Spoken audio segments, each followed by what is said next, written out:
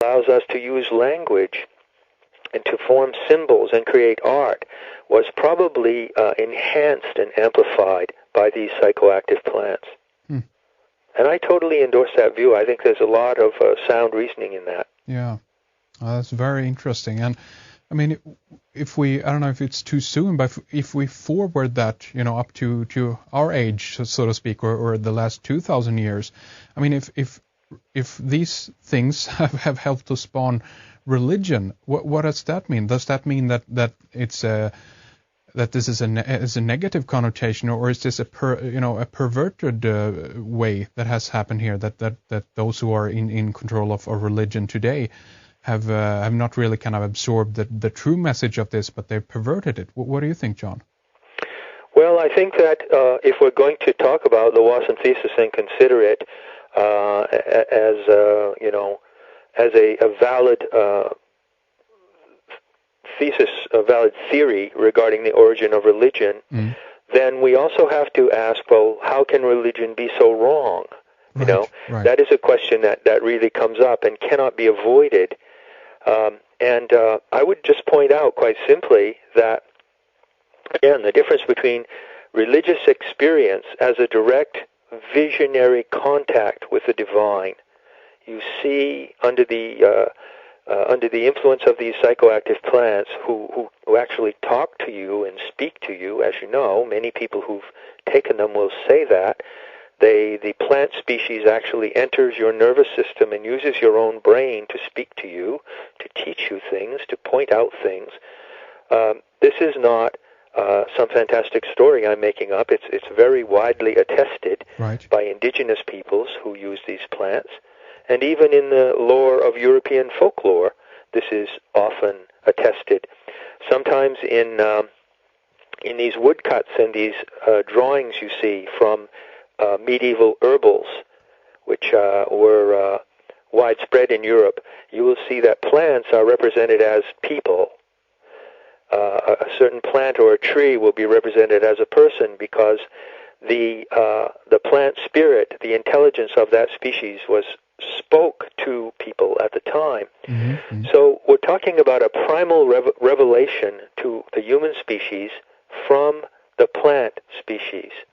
Don't forget that the plants are the most numerous inhabitants of this earth, not us. Right. This planet is a plant planet. And there are more plant species and more plant entities on this planet than any other kind of species. And so the original experience that Wasson pointed to can be called an interspecies communication. Certain plants have a psychoactive chemistry that allows them to open our minds and speak to us. Now, all of that existed before religion, and all of it also exists today completely apart from religion. Yeah. What happened when religion, that is to say, dogma, priests, and the organization of religion began was actually the repression and the forbidding of these plants. Well, that's very interesting, and that's a good point, I think, because to me it feels like it has been kind of a restriction from the people at the top, the priest, archaic, call them whatever you want, that they have been kind of put in a position where they solely have the access to these kinds of enlightening, substances, if you will, and the rest of the people has kind of been left, outside that circle, if you will. Well, I don't know if they have the access to it. That's a good thing to debate about, and that's connected with the thesis of Carl Ruck, which I mentioned earlier. But one thing is certain. Just look at the story of Genesis in the Bible. Just look at the forbidden fruit. Yeah.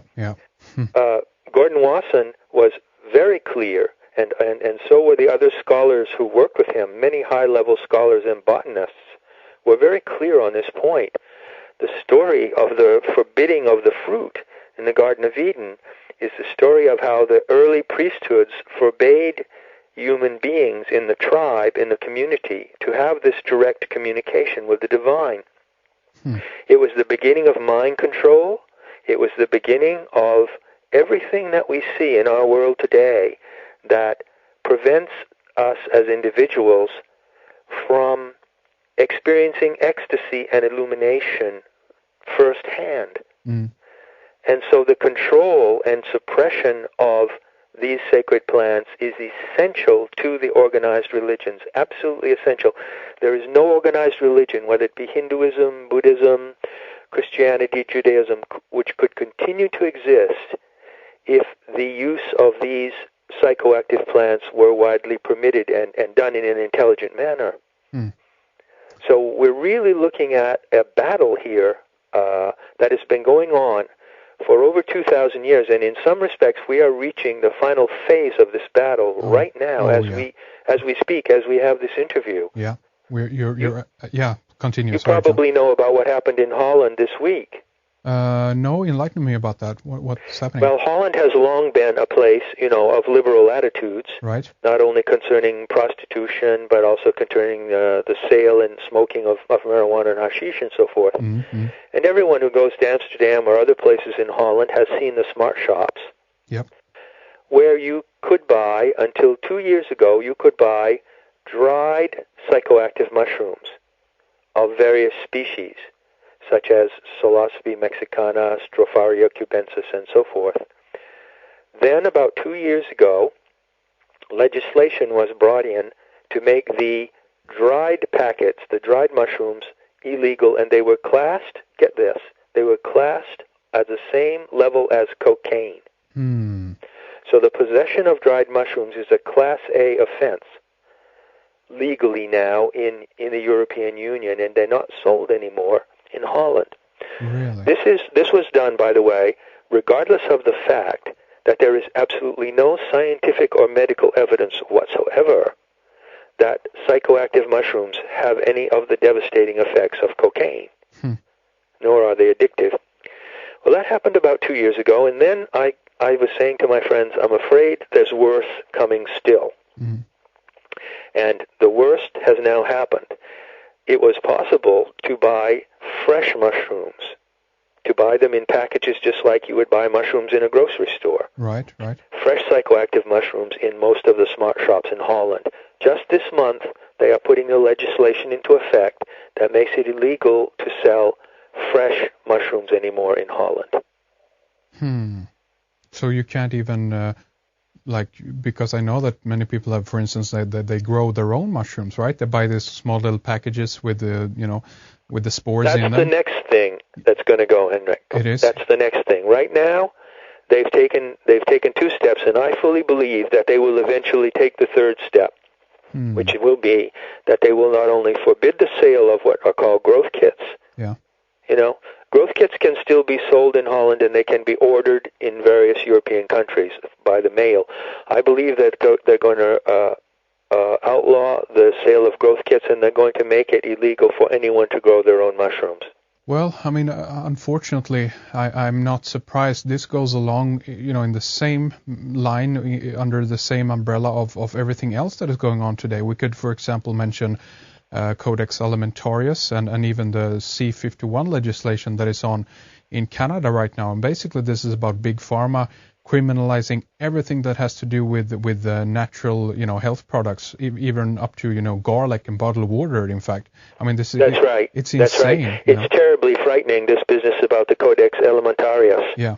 And I see that you had an interview regarding the esoteric agenda on your site. Right, yeah. I haven't had a chance to look at that yet, but I've been saying to my friends, and I've been putting out the message on my site, that there is absolutely no difference between the great program of Codex Alimentarius, that is to control the food supply of the world, and the control of these psychoactive substances.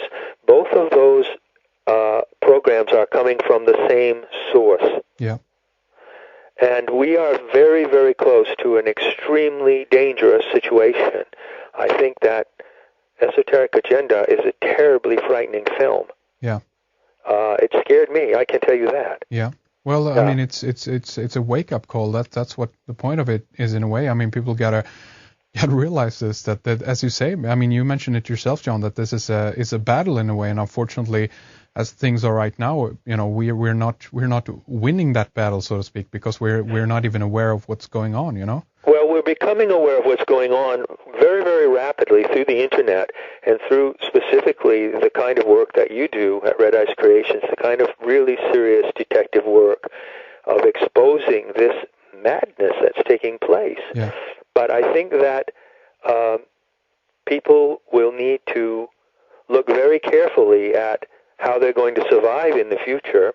And what I would propose is that, to do everything that we can to make people aware that this war, there is a war against humanity taking place, and it's taking place on two fronts. One is a war against nutrition, against our ability to feed ourselves. And of course, that's enough to alarm any ordinary person. Indeed. But the second is, let's not forget that at the same time, there is a spiritual dimension, because there is a war against the freedom of your mind. Yeah. Because it's the psychoactive plants, the plant teachers, which are called the sacred medicine plants, that give us freedom of our minds and put us directly in contact with the divinity of nature and the voice of nature. It's these plants, while you can say potatoes and apples and zucchini and garlic keep us alive and keep us healthy, you could say that the sacred medicine plants keep us sane. They keep us sane, and they maintain our relationship to Gaia and to direct contact from the divine. There is no human being on this planet who needs another person to stand between them and the divinity or the Godhead. Right. In fact, it should be absolutely forbidden. If this were a sane planet that was run by compassion and run by intelligent people, it would be forbidden for any person to put themselves between another person and God. Yeah. Yeah.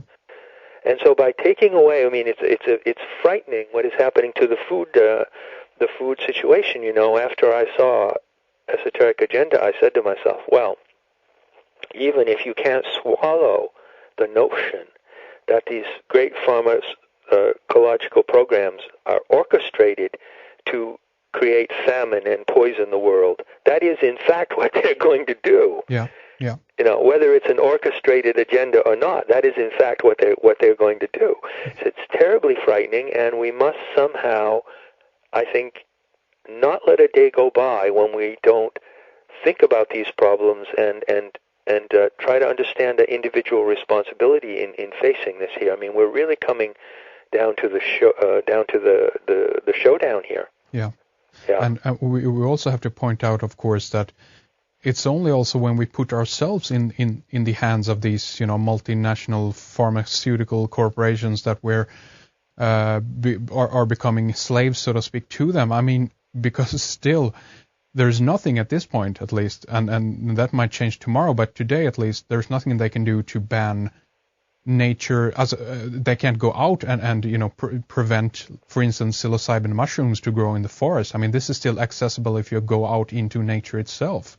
So it's still there, and how much they even decide to ban it on their level, we still can attain it. The same thing goes for food, of course. We can still be in a position, if we own a little piece of land, where we still can grow some of these things, and albeit that they might make this illegal and so forth, but that's civil disobedience right there, where you actually do the things that you believe to be right, and if push comes to shove, you might be arrested because of that or whatever. But this is an important thing to kind of put your foot down in the ground, so to speak, and say, this is where I draw the line. I don't care what kind of laws they set up, because I morally think that I'm in the right to do this, and that's what I'm going to do. That's how I feel about it anyway.